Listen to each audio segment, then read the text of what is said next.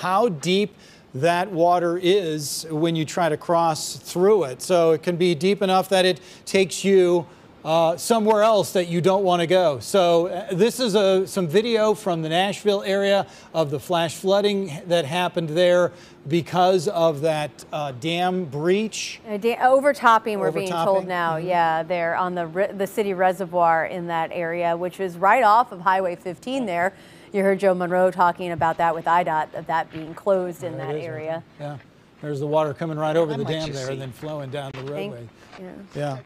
Chris, thank you so much. Backhoe just literally almost blocking traffic with it because I don't think they can push that water off. So. I would say that there are going to be a lot of spots like that in through parts of Clinton, Washington, maybe St. Clair, Randolph counties where there are roads that are covered with water right now. Again, some of those rainfall totals, 5 to 7 inches of rain in spots. So there may be many areas that, you know, we can't quite get to all of those where the water is over the roadway. And this is near Nashville, near I-64. And this is part of the reason why 64 is closed right now in that area, as Joe Monroe was saying.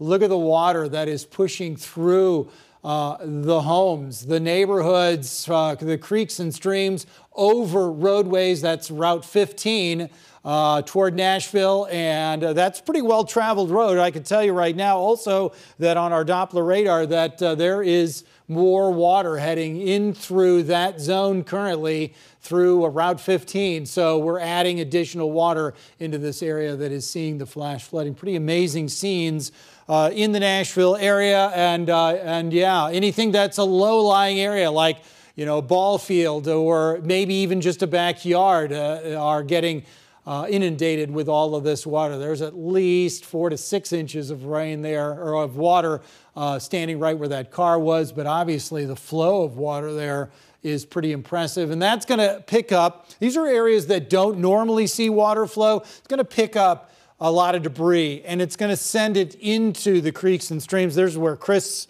is right now. You can see how the water is.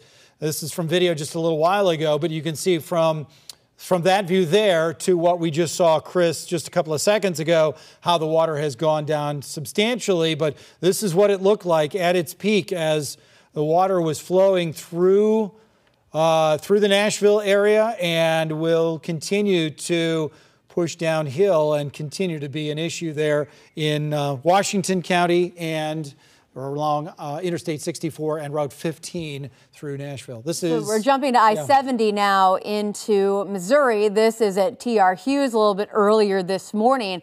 This was about the time that the O'Fallon, Missouri police literally closed every on-ramp to I-70 because there was water over the roadway at this time. We talked with Corporal Dallas Thompson at the Missouri State Highway Patrol just not too long ago. He said they thought they were getting a little bit of a handle on I-70, getting the roads back open in that area, so that was some good news. Some new video into our newsroom here as well. This is in St. Charles along a road called Dingledine, and you can see that Dingledine is now a river and not a road anymore. Wow, look at that water just pouring through that subdivision. That's a pretty difficult scenario when you see that type of water flowing through just west of Youngerman Road there. Again, the water pushing through actually on the roadway. Also consider this, when you see this much water and you see how much is being shed off and running downhill, some of this water is also sinking in. So things like sump pumps in your basement are getting a huge workout right now in these areas that saw big rain.